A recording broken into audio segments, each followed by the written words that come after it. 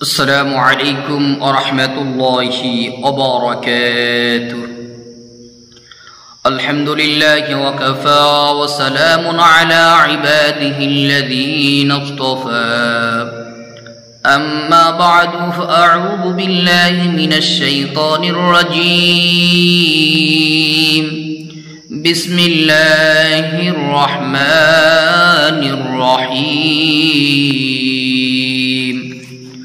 قل اللهم مالك الملك تؤتي الملك من تشاء وتنزع الملك ممن تشاء وتعز من تشاء وتذل من تشاء بيدك الخير إنك على كل شيء قدير. تولج الليل في النهار وتولج النهار في الليل وتخرج الحي من الميت وتخرج الميت من الحي وترزق من تشاء بغير حساب. صدق الله المولانا العظيم. সম্মানিত দিনী ভাই বোনেরা, আপনারা সকলে কেমন আছেন? আমিও আল্লাহ সুবহানাহু ওয়া তাআলার রহমতে খুবই ভালো আছি, আলহামদুলিল্লাহ।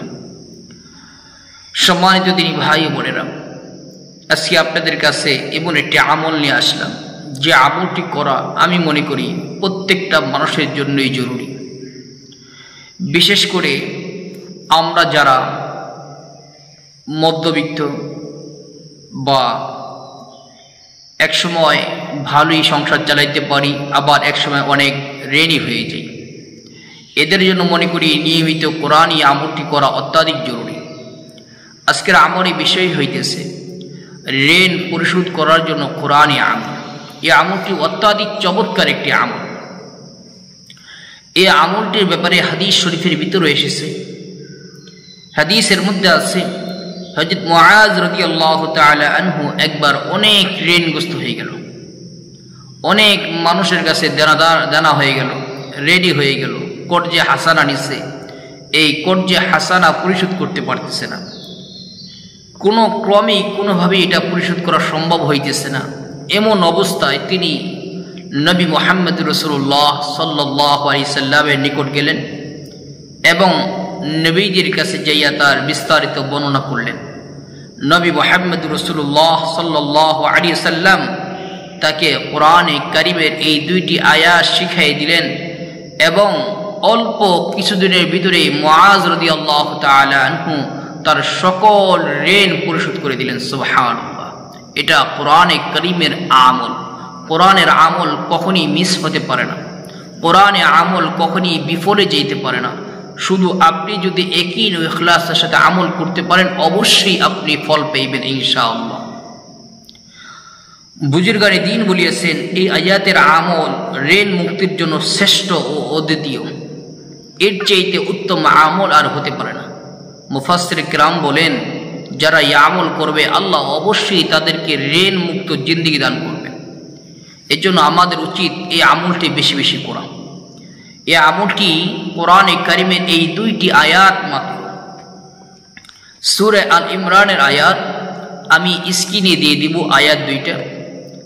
এই দুইটি আয়াতে কারিমা আপনারা 5 ওয়াক্ত ফরজ নামাজের পরে, অন্যান্য নামাজ শেষ করার পরে, 5 ওয়াক্ত নামাজের পরে কম হলেও এই আয়াতে কারিমা 7 বার করে তেলাওয়াত করবেন। বিসমিল্লাহর সহিত 7 বার করে তেলাওয়াত করবেন।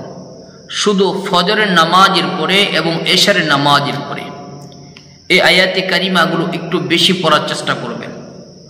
কম হলেও 7 বার পাঠ করবেন, এর চেয়ে বেশি পড়ার চেষ্টা করবেন।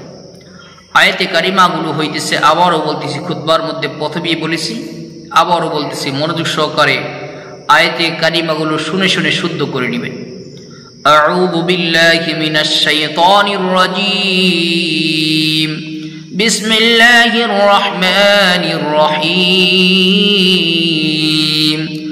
قل اللهم مالك الملك تؤتي الملك من تشاء وتنزع الملك ممن تشاء وتعز من تشاء وتذل من تشاء بيدك الخير إنك على كل شيء قدير تولج الليل في النهار وتولج النهار في الليل وتخرج الحي من الميت وتخرج الميت من الحي وترزق من تشاء بغير حساب